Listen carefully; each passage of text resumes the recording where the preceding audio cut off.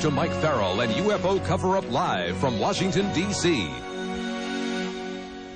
Something is happening in Gulf Breeze, Florida. Rod Serling himself couldn't have come up with a stranger sequence of events. Gulf Breeze is a beautiful, affluent community of 6,000 on a peninsula near Pensacola, Florida. It is here, on a quiet residential street, that a person known to us only as Ed spotted a strange object floating above his house. November 11th, 1987. Ed snapped 5 photographs that day and changed his life forever. Over the next 7 months, he saw the object several times, shooting another 36 pictures with 3 different cameras. Witnesses include his wife and kids, family, friends, neighbors, and even city officials. 2 other people allegedly photographed the same object. Could it be a secret military device? Gulf Breeze is literally surrounded by military bases, but the public information officers disclaim official knowledge of any UFO. Now here's Ed's photograph of a UFO. Notice the strong blue beam that Ed claims first paralyzed him, then levitated him and dropped him. Clumsy aliens? This is the most famous of Ed's photographs, which he took weeks later through the windshield of his truck. The UFO hovers just 3 feet off the ground, its beam reflecting off the asphalt. Ed says he was partially paralyzed again, but escaped this time. This is Ed's home video, shot as he crouched in the bushes near his home. The UFO retraces its path, rotating as it travels through the same airspace. Notice how it goes behind the trees, in and out, reversing direction and coming back. Now, Ed is a respected family man, runs a successful business, and has shunned all publicity and declined to be on our show. What about it, Gulf Breeze? Is there really something going on down there, or is it all an elaborate hoax?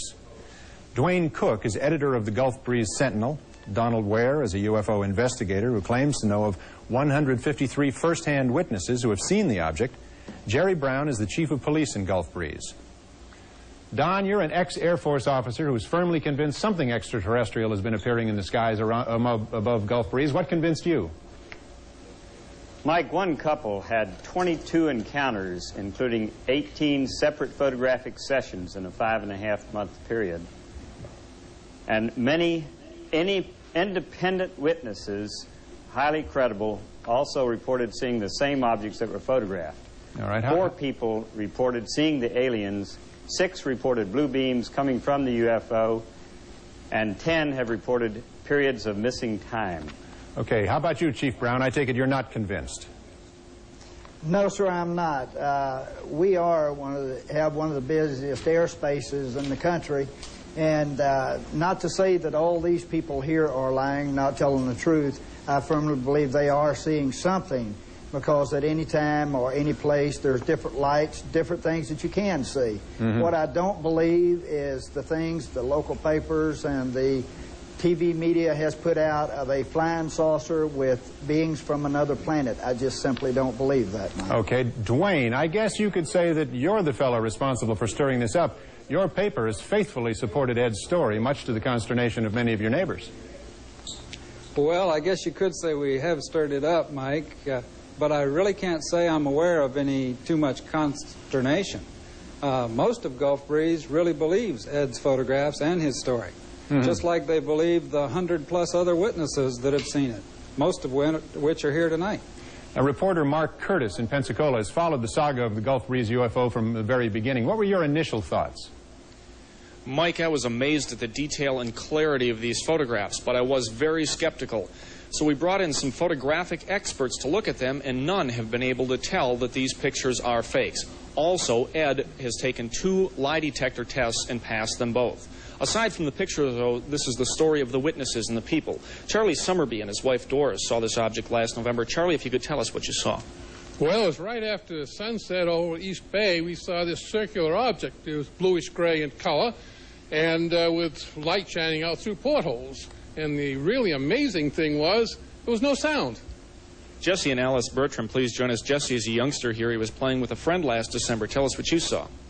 We were climbing a tree and we saw a blackish white object and it was moving. Then it disappeared. We ran behind the Gulf Breeze Elementary School and then we saw it moving again. Then it disappeared. Mrs. Bertram, what did you do? Did you believe these youngsters when they told you this? No, I didn't. I'm a skeptic anyway. But I had them sit down at different ends of the table and draw what they saw, and the pictures were identical and they matched what were in the newspaper. One of the most interesting sightings came from Jeff Thompson. Jeff, if you join us and tell us what you saw in the morning during the daylight on November 11th. It was November 11th at 8:10 in the morning. A UFO came within 400 feet of me at treetop level. I noticed 2 military jets were following it about 2 air miles. The UFO shot up at a 45-degree angle and waited for the jets to approach a little closer, and then in an instant it just shot straight up. What happened to the jets, and are you sure they're military jets?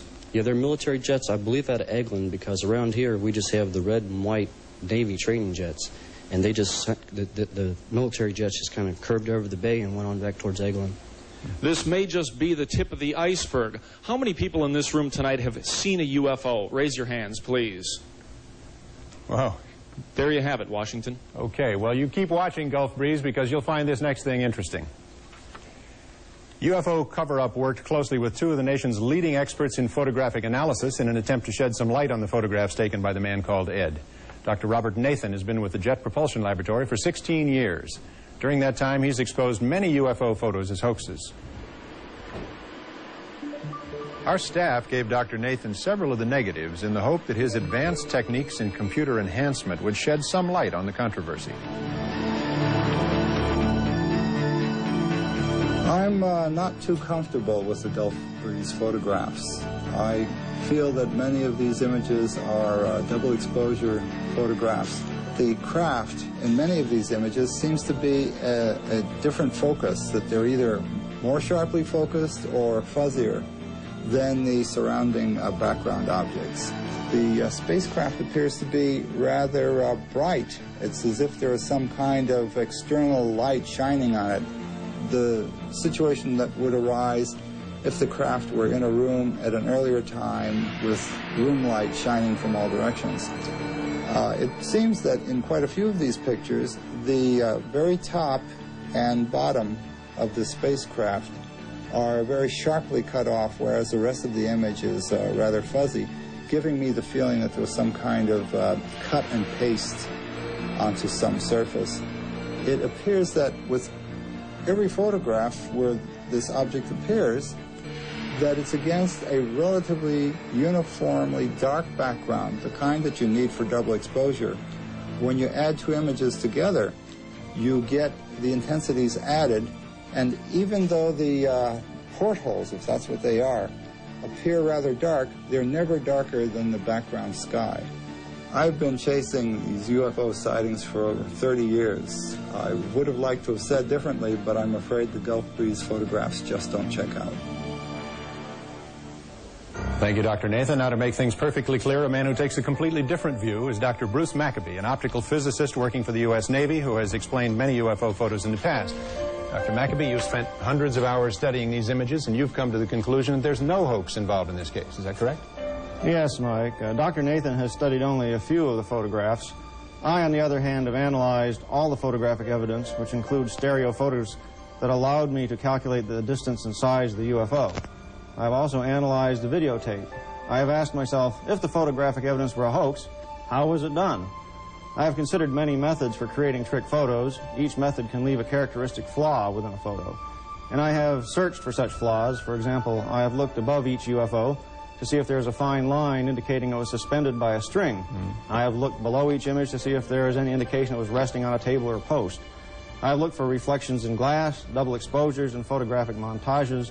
I have found that none of these methods had been used. Therefore, after many, many hours of analysis, I have found nothing in the photos which could refute the sighting reports. My opinion is that the photos are genuine and these crafts are not from here, unless there's some race other than the human race operating them. Thank you, Dr. Maccabee, for your analysis. Well, you've seen the evidence and heard some conflicting opinions. What do you? Next, what is MJ-12? And another live report on UFOs from Moscow.